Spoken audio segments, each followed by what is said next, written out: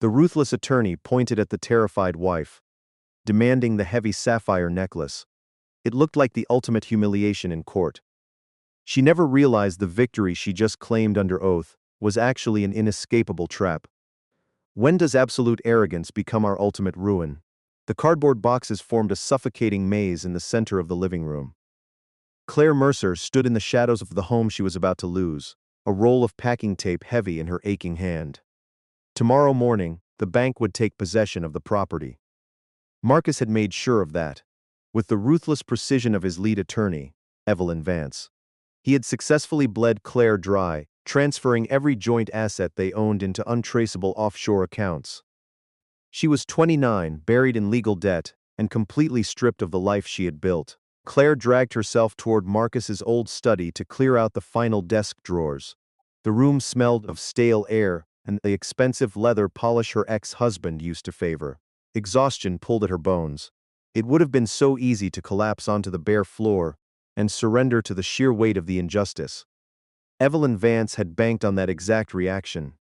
That the young, supposedly fragile art appraiser would simply break under the pressure of being left with absolutely nothing. But as Claire moved a heavy oak bookshelf away from the wall, a hollow thud echoed in the quiet room. Behind the shelf, the small wall safe Marcus used for petty cash hung slightly ajar, abandoned in his rush to vacate the premises months ago. Claire pulled the heavy steel door open. It was empty, save for a thick layer of dust, but as her fingers brushed the bottom velvet lining, she felt a hard lump wedged deep in the back crevice. She pulled it out. It was a dark blue velvet box. Claire opened the lid, and the dim overhead light instantly shattered into a dozen cold blue fractures. Resting, on a bed of white silk, was a massive sapphire pendant, encircled by flawless diamonds. It was a $2 million stone, purchased during their marriage, which Marcus had sworn to the courts no longer existed. He hadn't cleverly hidden it. His arrogance and cowardice had simply caused him to forget it in the dark. For a fraction of a second, the heavy tide of bitterness threatened to choke her.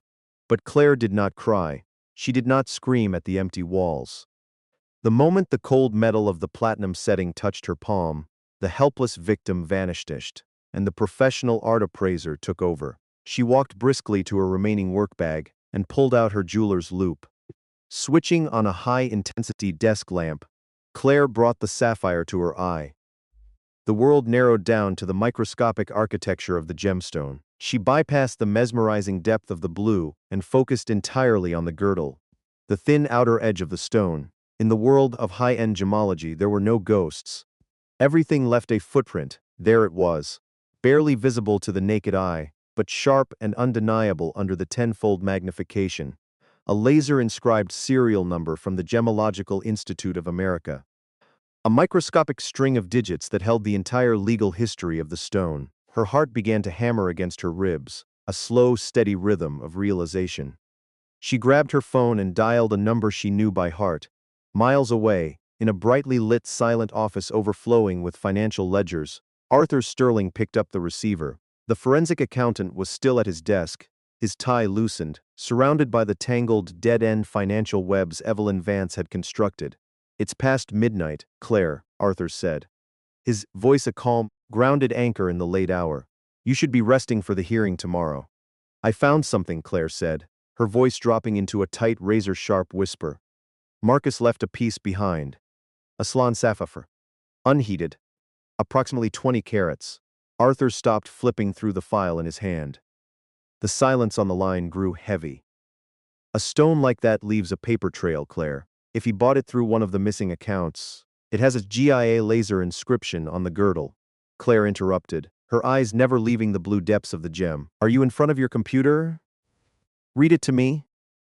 Claire recited the alphanumeric code with clinical precision. Over the speaker, she could hear the rapid, aggressive clack of Arthur's keyboard. The sexaskin stretched out, taut and fragile. Claire stared at the empty safe, her mind calculating the exact magnitude of the mistake her ex-husband had just made. Evelyn Vance managed thousands of shell companies and billions in dark money. She saw this necklace as a mere $2 million expenditure on a spreadsheet, completely ignorant of the microscopic fingerprint etched into its side. "Got it," Arthur breathed out. The usual stoic professionalism in his voice fractured into pure, stunned disbelief. Claire, the GIA registry links the purchase certificate directly to an LLC registered in the Cayman Islands. It's the exact same shell company Marcus swore under oath in federal court that he had absolutely no connection to. Claire closed her eyes. The oppressive weight of the house suddenly vanished, replaced by a chilling, absolute clarity. Evelyn had built an impenetrable fortress of lies, but she had just left the back door wide open. "They don't know it's here," Claire said quietly. Evelyn thinks she erased everything. In his office, Arthur leaned back in his chair, staring at the glowing monitor that displayed the undeniable proof of perjury and massive tax evasion. He took a slow, deep breath, realizing the sheer danger of what they were about to do. He looked up from the stack of financial records, his voice hardening with a mix of awe and grim warning. "Claire," he said carefully, "we just found the key to bringing down his entire empire. But to use it, you have to be willing to step directly into the lion's den." Stepping into the lion's den felt exactly as cold and isolating as Arthur had warned. The mahogany-paneled walls of the federal courthouse in New York loomed high above, specifically designed to make anyone standing before the judge feel small. Claire sat at the plaintiff's table, her hands folded neatly over a completely empty manila folder. It was a stark, almost pathetic contrast to the defense table, just a few feet away, where a mountain of pristine legal boxes and meticulously tabbed binders fortified her ex-husband's position. Marcus sat comfortably in the witness chair, looking every bit the polished, untouchable real estate mogul. He adjusted the cuffs of his tailored suit, projecting a flawless mask of weary victimization to the court. "And you swear, under penalty of perjury, that this affidavit represents the entirety of your current assets?" his attorney asked. Holding up a thick stapled document, Marcus offered the judge a solemn, respectful nod. "I do, Your Honor. Every account, every property. I have hidden absolutely nothing." Watching him lie with such effortless grace made a sickening knot tighten in Claire's stomach. She knew exactly what was sissing from those pristine pages. She knew about the millions funneled into the Cayman Islands shell company. But she kept her face entirely blank, breathing slowly, forcing herself to endure the suffocating charade. If she played her hand right now, Marcus would simply deny the connection, and the legal maze would shift again. She needed a tighter snare. That snare, ironically, was currently pacing the courtroom floor in a tailored white suit. Evelyn Vance moved with the predatory grace of a woman who had never lost a high-stakes divorce. She didn't just want to protect Marcus's fortune. She wanted to utterly dismantle the young woman sitting quietly at the opposing table. Evelyn stopped near the podium, her sharp, disdainful gaze locking onto Claire. "Your Honor," Evelyn began, her voice ringing out crisp and commanding. "My client has been fully transparent, but the same cannot be said for Miss Mercer. While she sits here demanding a settlement she did not earn, she is actively concealing company property." The courtroom grew stiflingly quiet. Claire's grip tightened on the edge of her empty folder just days before vacating the marital home. Evelyn continued, her words dripping with manufactured outrage. "A $2 million unheated sapphire pendant, an asset belonging exclusively to my client's corporation, mysteriously vanished from his private safe.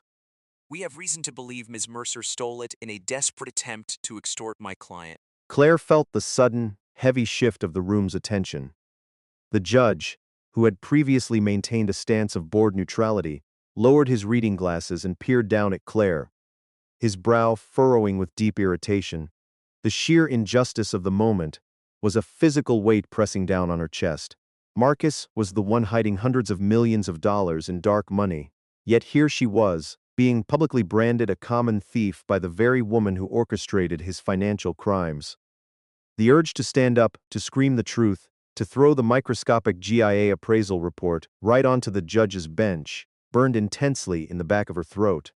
But as she looked at Evelyn's smug, triumphant smile, Claire forced her anger down, compressing it into a cold, hard resolve. Evelyn was a brilliant legal mind, but her arrogance had made her sloppy. The ruthless lawyer was using the missing necklace as a psychological weapon to break Claire's spirit, completely unaware that the stone carried a microscopic fingerprint connecting Marcus to federal tax evasion. If Claire simply handed over the evidence today, Evelyn would find a legal loophole to distance Marcus from the gem. No.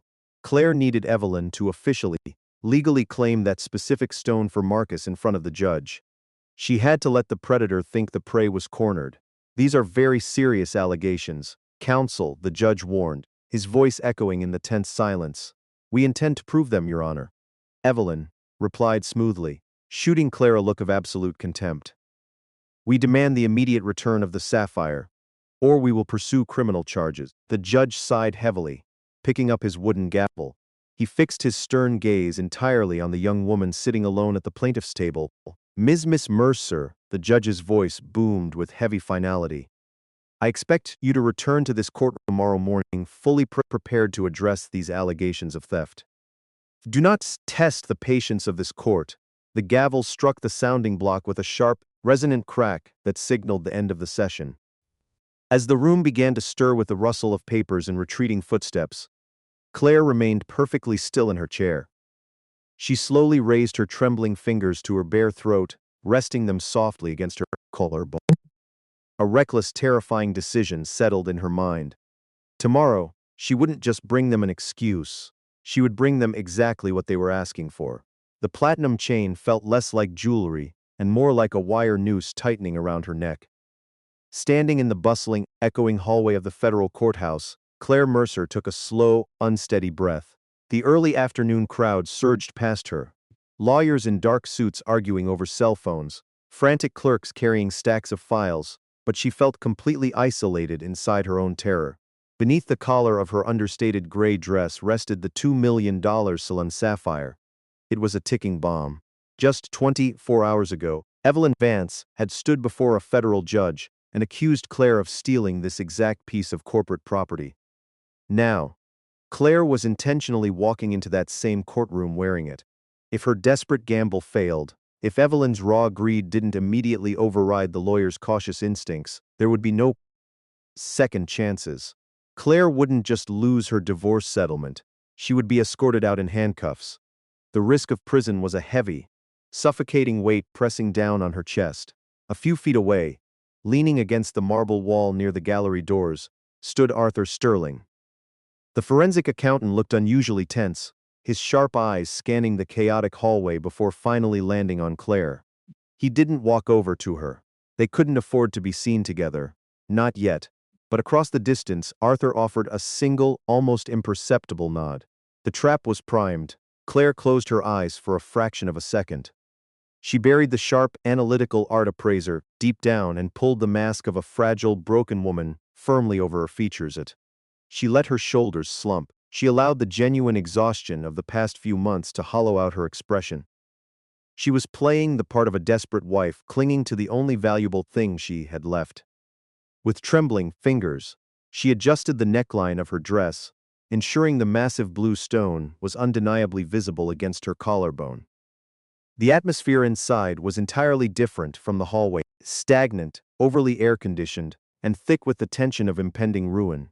At the defense table, Evelyn Vance was already holding court. The attorney wore a sharp, immaculate white suit, organizing a stack of thick legal binders with the brisk, arrogant efficiency of a woman who had never lost. Beside her, Marcus looked entirely at ease. He was checking his luxury watch, leaning back in his chair with a faint, satisfied smirk, perfectly willing to let his lawyer destroy the woman he had once promised to protect. Claire walked down the center aisle, her low heels clicking softly against the polished floor. Every step required a monumental effort of will to keep her knees from buckling. She took her seat at the empty plaintiff's table, resting her hands in her lap, keeping her gaze deliberately lowered. Behind her she heard the soft, familiar creak of a wooden bench as Arthur took his place in the gallery, the second stretched out, taut and fragile as glass. The courtroom was slowly settling into a quiet hum as the clerk prepared for the judge's arrival. Claire kept her breathing shallow, her eyes fixed blindly on the wood grain of her desk. She didn't need to look up to know the exact moment the dynamic in the room shifted. At the defense table, Evelyn paused mid-sentence while speaking to her paralegal. The veteran lawyer turned her head, intending to shoot one last look of absolute, crushing superiority at the young woman she was about to ruin. Instead, Evelyn's gaze dropped. The harsh, fluorescent light of the courtroom caught the intricate, facets of the massive unheated sapphire resting on Claire's chest. It flashed with a cold, undeniable brilliance across the quiet space. Evelyn went perfectly, unnaturally still. The dismissive arrogance in the older woman's eyes evaporated, instantly replaced by a sharp, ravenous gleam of recognition. Her eyes locked onto the $2 million prize, completely blind to the microscopic laser inscription hidden on its edge. Slowly, the corners of Evelyn's mouth curled upward into the cruel, triumphant smile of a hunter who had just watched her prey walk willingly into a steel trap. The cruel, triumphant smile that formed on Evelyn Vance's lips did not merely linger. It sharpened into a weapon. The late afternoon sun cast long gray shadows across the mahogany panels of the New York federal courtroom, but the air inside suddenly felt entirely devoid of oxygen. Evelyn did not hesitate. The veteran attorney seized what she believed was a fatal, desperate blunder by a broken woman. She stood up abruptly, her pristine white suit a blinding contrast against the dark wood of the defense table, and projected her voice, absolute, predatory authority. Your Honor, Evelyn's words cracked through the stifling silence of the room.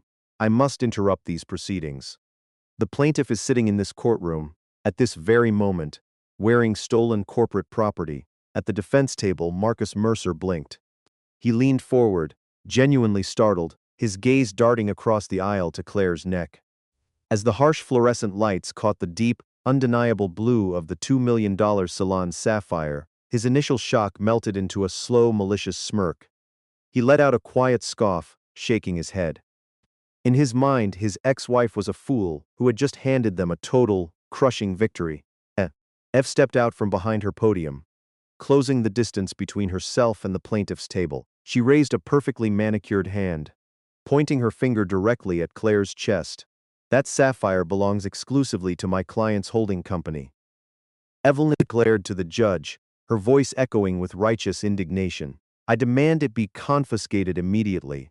I further demand it be entered into the official court record as Mr. Mercer's legal, corporate asset recovered from a hostile party. It was the exact phrasing Claire had been praying for. Playing her part flawlessly, Claire gasped.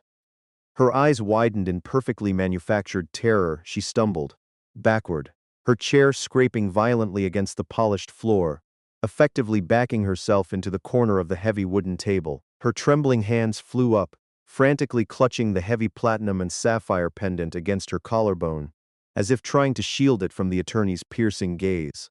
No, please, Claire whispered, letting her voice crack just enough to carry through the quiet room. She looked up at the judge with wide, desperate eyes. It's mine. It's the only thing I have left, the judge, clearly irritated by the blatant display of what he perceived as sheer audacity, struck his wooden gavel against the sounding block. Ms. Mercer, his voice boomed with heavy finality, you will surrender the item to the bailiff this instant, or you will be held in contempt of court. A uniformed court officer immediately stepped forward, holding out his hand. Claire lowered her head, her shoulders shaking with simulated sobs as she reached around to the nape of her neck. Her fingers fumbled awkwardly with the intricate platinum clasp. Beneath the facade of a completely shattered woman, Claire's mind was a fortress of ice-cold, analytical stillness. The fear was merely a shell. Deep inside, a profound and chilling satisfaction began to bloom. With a soft click, the clasp gave way. Claire watched as the smashed stone slipped from her trembling fingers and dropped heavily into the clear plastic evidence bag held by the bailiff. The officer sealed the heavy plastic zipper, the sharp zip echoing loudly in the quiet room. It was the sound of a lock clicking shut. Not on Claire, but on the arrogant billionaire and his untouchable lawyer. Evelyn, practically glowing with triumph, turned toward the court clerk. Let the record officially reflect, she dictated, savoring every single syllable, that the $2 million sapphire, retrieved today from the plaintiff, is the exclusive and documented property of Marcus Mercer's primary corporation. The clerk's keyboard clacked aggressively in the stagnant air, officially cementing the lie into federal law. The trap was entirely secured. The clear plastic bag sat under the clerk's desk lamp, the gemstone inside looking like a harmless prize. Evelyn and Marcus shared a brief, knowing look of total, unadulterated victory. They truly believed they had stripped Claire of her last ounce of dignity. They had absolutely no idea that in their blind greed to reclaim the jewel, they had just claimed ownership of the microscopic GIA serial number, permanently etched into its side, a number that linked directly to an illegal Cayman Islands shell company they had sworn under oath did not exist. Evelyn smoothed the lapels of her white jacket, turning back to the judge to deliver what she assumed would be the final, fatal blow to Claire's settlement demands. Before the attorney could speak, the heavy wooden bench in the back of the gallery groaned loudly. Forensic accountant Arthur Sterling slowly rose to his feet. He adjusted his wire-rimmed glasses, his face a mask of uncompromising professional grit. He stepped out into the center aisle, holding a thick, sealed manila folder, Your Honor. Arthur's calm, measured voice easily pierced the suffocating tension of the room. If the court pleases, the forensic accounting team would like to submit a new piece of evidence regarding the exact origin of that newly claimed asset. The heavy silence that followed Arthur Sterling's announcement was profound, broken only by the faint, rhythmic hum of the courtroom's ventilation system. The judge slowly lowered his reading glasses, his stern gaze shifting from the clear plastic evidence bag on the clerk's desk to the forensic accountant, standing firmly in the center aisle. At the defense table, Evelyn Vance bristled. The seasoned attorney immediately stood taller, her pristine white suit practically glowing under the fluorescent lights as she attempted to reassert her dominance over the room. Your Honor, I strongly object, Evelyn said, her tone dripping with practiced disdain. This is highly irregular.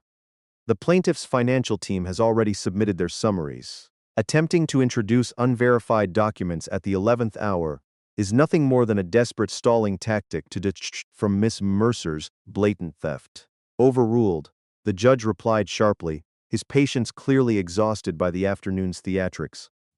He pointed a steady finger toward Arthur. You may approach the bench, Mr. Sterling. Let us see exactly what you have. Arthur walked forward with measured, deliberate steps. He did not look at Marcus, who was shifting nervously in his chair, nor did he look at Evelyn, whose sharp eyes tracked his every movement. He simply opened the thick manila folder and laid a series of officially stamped documents before the judge. As Miss Vance just insisted, Arthur began, his voice calm and meticulously clear. The $2 million sapphire, currently sitting in that sealed evidence bag, is the exclusive property of Mr. Mercer's corporation. What Ms. Vance failed to realize, however, is that every high-end gemstone evaluated in the modern era carries a microscopic signature. On the girdle of that specific sapphire is a laser-inscribed serial number from the Gemological Institute of America. Evelyn's perfectly composed expression faltered. A microscopic fracture appeared in her arrogant veneer. She glanced down at the plastic bag, then back to Arthur, a sudden cold realization beginning to pool in her chest. We ran that specific GIA serial number, Arthur continued, handing a highlighted page to the judge. The appraisal report directly matches the original bill of sale. That necklace was not purchased by Mr. Mercer's domestic real estate firm. It was purchased, funded, and insured entirely through a private holding company registered in the Cayman Islands. Marcus Mercer's face drained of all color. The wealthy developer gripped the edge of the heavy wooden table, his knuckles turning stark white. That same offshore holding company, Arthur said, delivering the final crushing blow, is the exact entity that Mr. Mercer and Ms. Vance swore under oath, in their signed financial affidavits just yesterday, did not exist. By legally claiming ownership of that sapphire on the court record today, the defense has officially provided the physical link tying Mr. Mercer directly to hundreds of millions of dollars in hidden, untaxed offshore assets. The courtroom seemed to plunge into an absolute vacuum. The sheer magnitude of the trap was breathtaking. Evelyn Vance, a woman who had spent decades destroying lives with surgical precision, stood completely frozen. Her mouth opened slightly, but no words came out.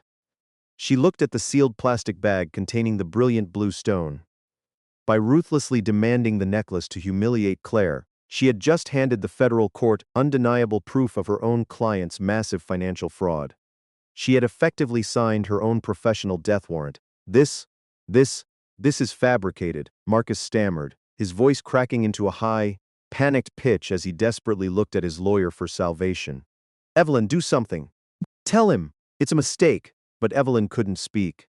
The brilliant, ruthless attorney simply sank back into her leather chair, her eyes wide and vacant as her entire career evaporated before her very eyes. Claire Mercer remained seated at the plaintiff's table, her hands quietly folded in her lap. She did not smile. She did not gloat. She simply watched the empire of lies crumble into dust. The suffocating weight she had carried for months, the gaslighting, the financial terror, the constant belittlement, was finally lifted. She had let their own blinding greed be the instrument of their destruction. Judge Peterson stared at the documents for a long, agonizing minute. When he finally looked up, his eyes held the terrifying wrath of a man who realized his courtroom had been used to facilitate a massive criminal conspiracy. Ms. Vance. Mr. Mercer, the judge said, his voice dropping to a dangerous, icy register. This divorce hearing is suspended indefinitely. I am issuing an immediate, comprehensive freeze on all of your assets, both domestic and foreign. Furthermore, I am forwarding this entire transcript, along with Mr. Sterling's forensic evidence, directly to the federal prosecutor's office. Marcus let out a strangled, pathetic gasp, burying his face in his hands. You will both remain in the city, the judge commanded, raising his wooden gavel high into the air. Expect federal authorities to contact you by tomorrow morning. We are adjourned. The crack of the gavel echoed like a gunshot, sealing their fates. Claire calmly stood up. She smoothed the fabric of her gray dress, picked up her empty folder, and turned toward the center aisle. She offered Arthur a small, profound nod of gratitude as she passed him. She didn't look back at the defense table. The man who had tried to leave her with nothing was now facing years in a federal prison, and the lawyer who had tried to strip her of her dignity was entirely ruined. Pulling open the heavy wooden doors, Claire stepped out onto the wide marble steps of the courthouse. The late afternoon sun was beginning to set, casting a warm, golden glow across the busy city streets. The air tasted incredibly sweet. She took a deep breath, feeling the cool breeze against her face. The necklace was gone, but in its place, she had secured something far more valuable. She had her freedom, her unshakable dignity, and a wide-open horizon. Sometimes, the heaviest chains we wear are the ones we foolishly lock around our own necks, and today, Claire had finally let theirs pull them under.